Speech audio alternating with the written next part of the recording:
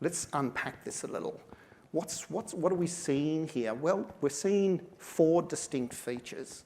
The first is this velocity. Why is it that these guys can go from nothing to ruling the roost within a really quick period of time? So our whole notion of time has profoundly changed. As I mentioned before in that chart, you know, the association, the relationship between demand and supply and time and growth has profoundly changed into this sort of exponential way of thinking. The breadth and depth, just like TransferWise, it wasn't just something that just stayed in Europe, it's right across the world now. So they internationalise very, very, very quickly, very, very rapidly. The third area is the systems impact that the fourth industrial revolution and these kinds of models are going to have. They'll traverse industries, they'll traverse countries, and they'll traverse all sorts of societies as well.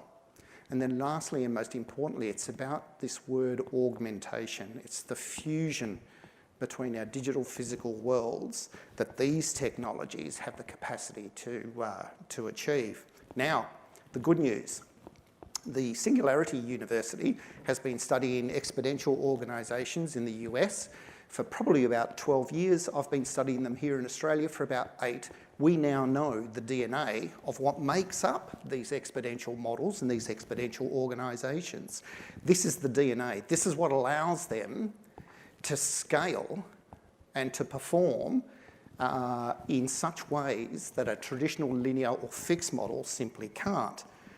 Now, here's some examples of organisations from the third industrial revolution and from the second industrial revolution, which are deemed to be exponential models. And here's some new examples, again, of new organisations that have found their way onto the Australian ASX top 100 in a very quick period of time.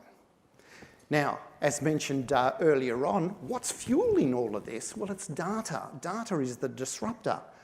And so when we look at the question of what Australian executives believe is going to be the most disruptive to them technologically over the coming 3 years, here's a list of all of the technologies, but what's common in all of them? It's data. Now, what I would say here is that Australian executives' participation in the fourth industrial revolution will be cyber by design. We are not prepared, I don't think, to step back from cyber and information security, as we can see here, and looking at cyber as being the #1 disruptor over the coming years.